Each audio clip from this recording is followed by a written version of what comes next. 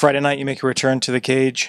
I don't know how much you know about your opponent. He hasn't fought at all stateside, so it's really hard to find international tape sometimes on people. Are you one of those guys that watches tape? Is that something that you do, or you leave it to the coaches? No, I study a lot of film. I got a lot of information on him enough. I've had opponents in the past where I couldn't find anything, so that kind of sucks. And I tell people it's like a football team. You always want to watch film and study habits and, kind of know what you're getting yourself into.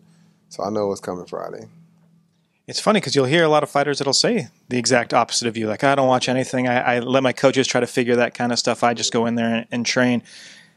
Taking kind of that cerebral approach to training, like how involved in you are in deciding what you're going to do, on every single week, day to day. It allows me to tell my coaches what I'm comfortable with because they've tried to show me stuff and I'm like, I don't like that. Like, I'm not much of a kicker. If my coach showed me a kick, I said, that ain't going to work. So studying film lets me go, okay, I could do this when he does that. So it helps me out a lot. Has that changed from like the early days of your career? Did you know, were you always kind of like sure-headed, like this is what I'm going to do? Yeah, I study guys, man, so much that I can hear the cornerman when I fight. That's how much I study him. So it won't work this time because he's foreign. So I won't have any idea what they're talking about. Is that something you're actually conscious of throughout your career, that you listen to your opponent's corner? No, it's just because when you're fighting, you're zoned out. You don't hear anything except for familiar voices. So I've watched the video so much that I can hear the cornerman. So it's pretty cool. Let's talk about what you've watched. What kind of fighter is he? Where do you see him being dangerous for you? Where do you see that could be an advantageous way for you to attack on him? He's dangerous everywhere. He's a good judo guy. I think he went to the Olympics or something. He's a heavy-handed brawler. He goes 0 to 100. Man, the guy's never had a boring fight. So I'm definitely expecting a fight. I mean, I know that sounds weird, but I mean like a real fight. Like, he's not going to be standing around. Let's talk about a few years back. You had retired from professional mixed martial arts. You came back. You rallied through some wins, came into Bellator.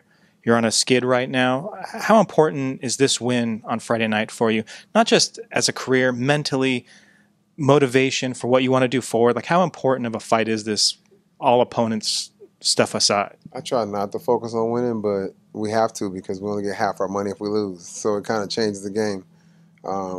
But for me, I made a lot of changes. When I had those 2 losses, I was still doing the same things I was doing in 2010. I changed everything for this camp for the better. So I got new coaches, I got a new meal plan, I mean everything. So I feel good, man, and I'm really focused on my performance. Winning is the goal, but I'm definitely going to perform well on Friday. So would you be happy with going out there and doing the things that you practiced and worked on in camp and you execute them well, even if, let's say, you get to a split decision and it doesn't go your way? Would you still be happy? No, hell no, because I'm going to get half my money. No, I ain't with that sportsman shit. No, I mean, you can't control the outcome, but no, I want to win because, like I said, man, getting half your money sucks. My last fight, I gave it everything I had, and it doesn't matter. You lose, you lose. So, I mean, that's the brutal honesty of our sport. So, no, I want to win. I'm going to feel like shit if I lose. Next year, big birthday for you next year. Yeah, turning 40. It's crazy because I've asked fighters in their 20s if they have a 5-year plan, and here you are at 40, and not to say that that's too old to fight. I mean, Randy Couture won titles into his 40s. It's absolutely there. But have you, obviously, retirement has been something you've thought about in the past. Where are you mentally right now? Like, how far in the future are you looking, or are you just taking it one fight at a time at this point? Just one fight at a time. I mean, I physically feel fine. I actually feel better than I did when I was 30. Minus the injuries that I've had. That's why I retired. Achilles injury, which was really bad, and 3 broken hands. Though that's what led to my previous retirements. Age really isn't one. I'm a teacher now. I teach high school.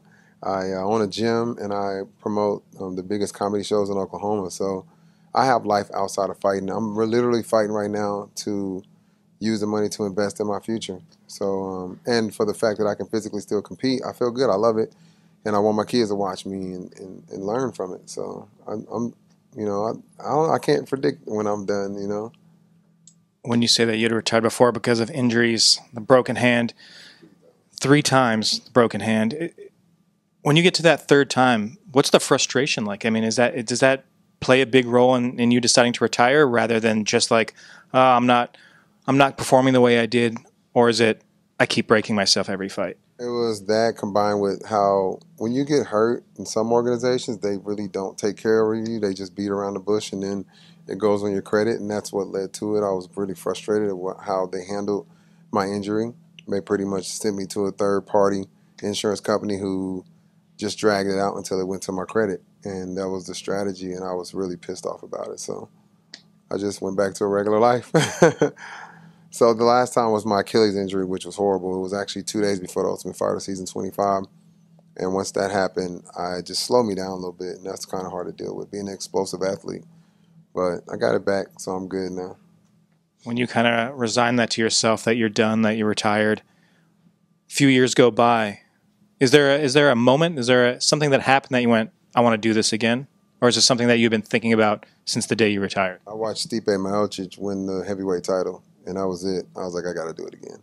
And then I got the knockout of the year that same year. I slammed the guy. So it was perfect, man. That was my motivation. I started my career with Stipe, and Daniel Cormier started his career with me. So it's kind of cool to watch those two guys fight. Friday night, let's say everything goes your way, you walk out of that cage with the win. What's next for Gerald Harris? How active? I mean, you have a lot on your plate. You have a lot of different things you're doing outside of fighting. How much time can you really commit to a fighting career? Like, how busy would you be in 2019 if all things worked out for you? I currently have 22 cents in the bank, so I'm going straight to the bank or the casino, or anybody that'll cash that check. That's where I'm going. So, but no, I'm just to the point where everything's coming together. I didn't plan on teaching, but the opportunity, my son's teacher actually quit, and I took over. The gym is doing great. Memberships have doubled, and my comedy shows are selling out. So right now, I'm doing, this is the last piece of the puzzle. I want my fighting career to come back together. So I'm really focused on this fight and all the things, the changes that I made in camp. I'm hoping that they work out on Friday, and that'll be it. I'll just try to keep getting better. But right now, my life is going great. But for 2019, any particular plans? Yeah, not for fighting. I like to fight a lot because I'm about to be 40. I'm definitely going to talk about that, fighting more. But I have a big, when I turn 40, I'm going to do another stand-up comedy special. So that's going to be huge. It's going to be huge. I've already got a big venue set. I'm already working on that. So that's 12 months away. That's it, though. That's for 2019. That and fight a whole lot.